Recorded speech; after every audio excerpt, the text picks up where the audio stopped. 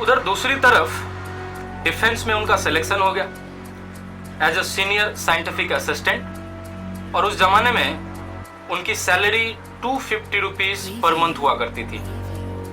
3 साल काम करने के बाद उनको बेंगलोर शिफ्ट कर दिया गया एरोनॉटिकल डेवलपमेंट स्टैब्लिशमेंट अथॉरिटी में।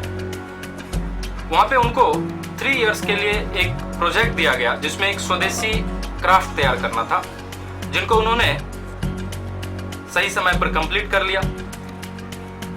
लेकिन ऑफिसर्स की कुछ आपसी कंट्रोवर्सीज की वजह से वो प्रोजेक्ट बंद कर दिया गया। चूंकि ये कलाम साहब का पहला प्रोजेक्ट था, वो काफी मायूस हुए। उसी समय प्रोफेसर MGK मेनन, जो कि Tata institute of fundamental research के डायरेक्टर हुआ करते थे, एक दिन वो उनके ऑफिस में इन्वेस्टिगेशन के लिए आए। तभी कलाम साहब के साथ मुलाकात में उन्होंने उस स्वदेशी क्राफ्ट जिसका नाम नंदी था उसका जिक्र किया। उन्होंने 10 मिनट उस क्राफ्ट में उड़ान की इच्छा भी जाहिर की, और इस दौरान दोनों में काफी कुछ बातें हुई। उसके एक वीक के बाद उनको the Indian committee for space research से इंटरव्यू के लिए बुलावा आया for rocket engineer, for the post of rocket engineer. और इंटरव्यू लेने वालों की टीम में doctor Vikram Sarabhai, professor Menon and mister Shroff, ये 3 लोग थे। वे बताते हैं कि डॉक्टर साराभाई से पहली ही मुलाकात में वो काफी प्रभावित हुए, और आगे चलकर साराभाई का अब्दुल कलाम साहब की लाइफ में काफी कुछ रोल भी रहा। उन्हें अब्दुल कलाम से अब्दुल कलाम साहब बनाने वाले, उनको एक पहचान देने वाले डॉक्टर विक्रम साराभाई ही थे। इस इंटरव्यू में उनका सिलेक्शन हो गया। 1962 में मॉडर्न रॉकेट बेस रिसर्च की स्टार्ट हुई, तभी उन्हें 6 मंथ के लिए नासा भेज दिया गया US रॉकेट लॉन्चिंग की ट्रेनिंग के लिए। इसकी खबर सुनते ही उनके अब्बू जाहिर सी बात है काफी खुश हुए। कलाम साहब मानते थे कि जिन बातों से तकलीफ होती है उन्हीं से हमें सीख और ज्ञान भी मिलती है। दोस्तों, हम कई लोग तकलीफ में घबरा जाते हैं, लेकिन कलाम साहब की ये बात हमें जरूर याद रखनी चाहिए। वो कहते हैं कि मैंने देखा है कि इंडिया में एक प्रॉब्लम है, जो कि आज के डेट में भी है, कि सीनियर्स अपने जूनियर्स की राय लेना जरूरी नहीं समझते, उन्हें मौका नहीं देते, और जब तक आप जूनियर्स को मौका नहीं देंगे वो अपना टैलेंट नहीं दिखा पाएंगे।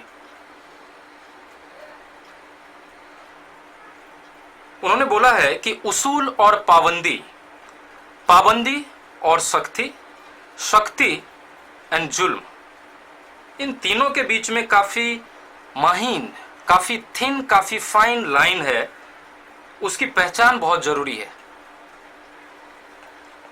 21 नवंबर 1963 वे US से इंडिया लौटे। इंडिया का पहला रॉकेट लॉन्च हुआ। वो जिक्र करते हैं कि रॉकेट टेक्नोलॉजी की शुरुआत इंडिया में एक्चुअल में 18वीं सदी में हुई, 18th सेंचुरी में हुई, टीपू सुल्तान के जमाने में। लेकिन अंग्रेजों ने उन पर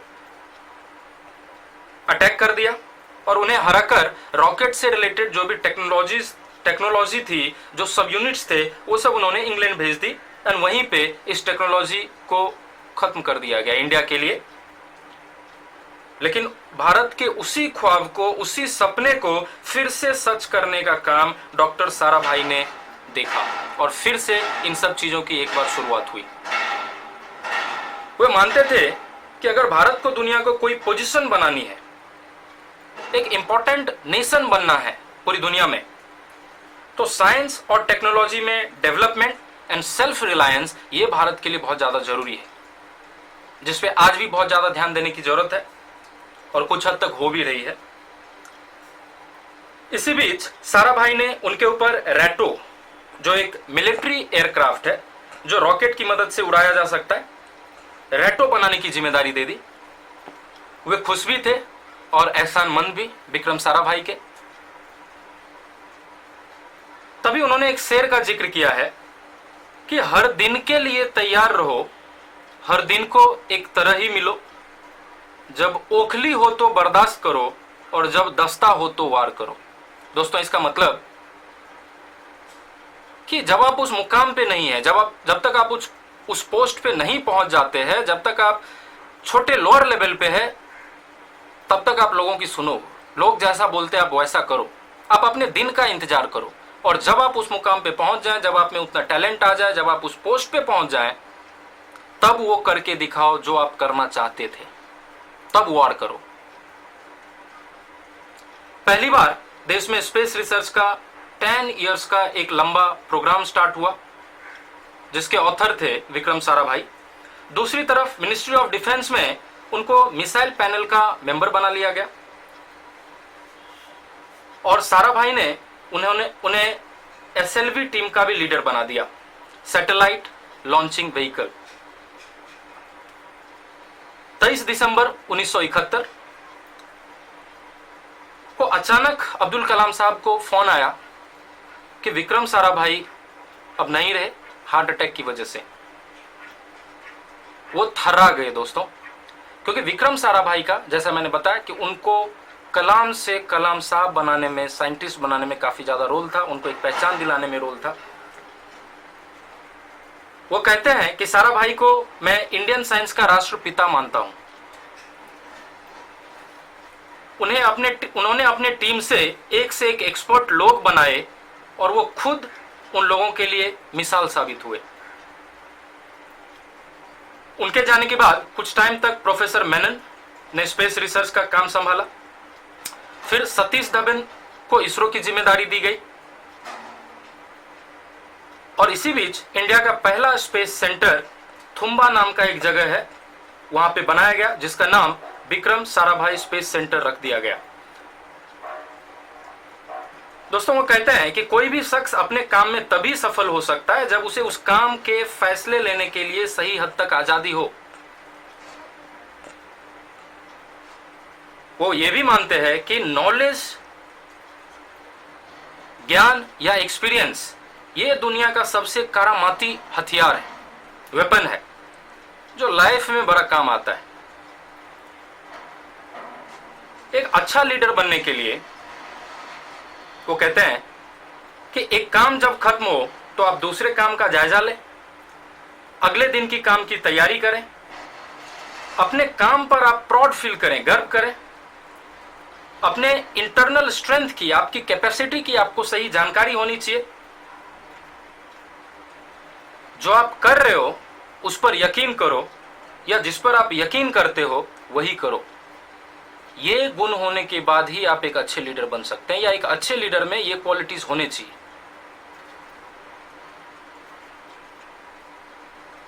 उन्होंने जिक्र किया है कि किसी भी इन्वेंशन में गलतियां होना नॉर्मल है, जाहिर सी बात है, क्योंकि हर गलती कामयाबी की तरफ आपको एक कदम आगे बढ़ाती है।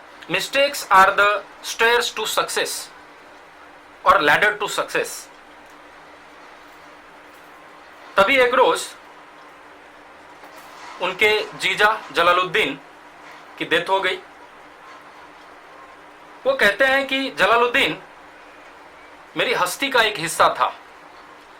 अब्दुल कलाम साहब जो कुछ भी थे, वो उसमें जलालुद्दीन का एक काफी इंपॉर्टेंट रोल था। और इस घटना से वो इतने आहत हुए कि काफी लंबे समय तक मायूस रहे, और इस बीच प्रोफेसर धवन ने उन्हें हौसला दिया। तभी 1976 में 102 साल की उम्र में 102 इयर्स में उनकी फादर की भी डेथ हो गई। उसी समय, कुछ समय के बाद SLV-3 को फ्रांस से उड़ाया जाना था, लेकिन उसमें कुछ तकनीकी खराबी आ गई और फौरन कलाम साहब को फ्रांस जाने का ऑर्डर मिला।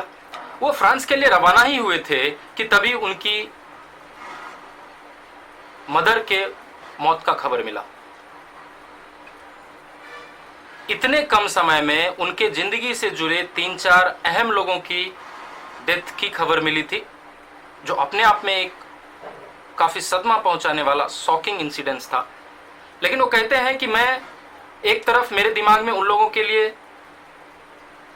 पीड़ा जरूर थी, तकलीफ जरूर था, लेकिन मैं पूरे लगन से अपने काम में लगा रहा और 1979 में SLV-3 पूरी तरीके से तैयार हुई,